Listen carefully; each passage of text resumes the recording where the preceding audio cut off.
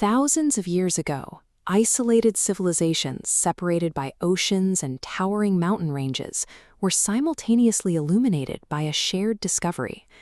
These cultures had different gods, distinct languages, and zero contact with one another.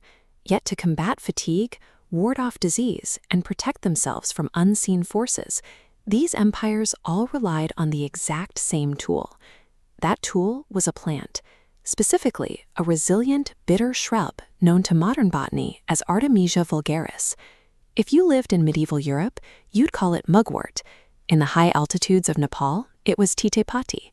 In ancient Sanskrit texts, it's Damanaka, and in traditional East Asian medicine, Matsya. We have to ask how this unassuming weed became a universal prescription. Across the globe, the world's most powerful empires and shamans independently harnessed this single shrub to push past human physical limits and access visionary states. The most immediate challenge for any ancient civilization was sheer physical survival. This plant served as an early biological mechanism to extend human endurance. Roman soldiers on grueling military campaigns would crush the leaves and place them directly inside their sandals. They used this method to stave off severe muscle cramps and relieve foot fatigue across thousands of miles of marching. Halfway across the world, the indigenous Chumash people of California applied the plant to a completely different set of physical challenges. They called the herb malush, and their healers prepared it specifically to balance female chemistry, easing the intense physical and emotional symptoms associated with premenstrual syndrome and menopause. The plant contains aromatic compounds called sesquiterpenes. When absorbed, these molecules bind directly to the brain's serotonergic pathways, physically altering chemical signals. By stabilizing these nerve signals, Chumash healers successfully used the plant as a calming remedy for hyperactive children. Millennia before scientists could isolate a serotonin receptor, these scattered societies had already figured out how to safely manipulate their own biochemistry using the exact same shrub. The plant's utility extends from the internal body to the environment. When dried and burned, its resinous white smoke acts as an external barrier against environmental threats, both microscopic and spiritual. In ancient Hindu texts, the origin of this herb is tied directly to Lord Vishnu's first incarnation, the fish avatar Matsya, who fought and defeated a powerful demon named Damanasura. Taking this epic mythology and applying it to daily survival, tribal elders on the Nilgiris Plateau would burn the dried leaves in small earthen lamps, fumigating their homes throughout the heavy monsoon season. Up in the Himalayas, Nepalese shamans burn bundles of Titepati for the exact same dual purpose. The rich smoke purges the space of stagnant spiritual energy, while the intense camphor compounds actively repel malaria-carrying mosquitoes.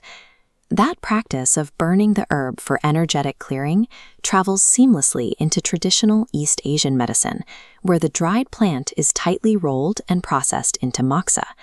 In a technique called moxibustion, practitioners burn the stick directly over specific pressure points. The intense localized heat warms the body's meridians to strengthen wei qi, the defensive energy field meant to block environmental pathogens. By systematically burning the leaves, humans created a literal antibacterial barrier for their homes and a metaphysical shield for their bodies. Beyond physical endurance and environmental protection, this plant was deployed for its most esoteric function, altering the human mind. Its scientific name, Artemisia, is a direct dedication to Artemis, the Greek goddess of the moon, the wilderness, and the night. This nocturnal connection makes sense, as the plant is a powerful oneirogen that enhances dream states. Seers and healers used it to quiet their conscious thoughts, induce vivid, prophetic dreams, and open the pathways to the third eye. This cross-section of the brain shows the chemical explanation for those visions.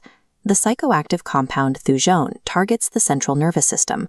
It binds to GABA-A receptors, restricting chloride ions through neural pathways. By altering how the brain processes signals, the plant shifts human perception. Ancient seers drank mugwort tea or slept on herb-stuffed pillows to actively unlock their own neurochemistry, grounding their search for spiritual guidance in biological reality. When you look at the historical records side by side, a clear picture emerges.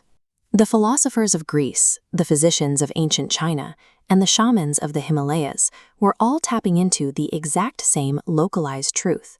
Far from practicing primitive superstition, these completely disconnected empires had independently analyzed and mastered a highly sophisticated multi-target botanical therapeutic.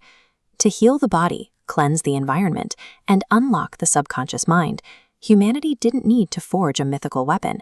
That power was already waiting for them, woven directly into the biochemistry of the earth itself.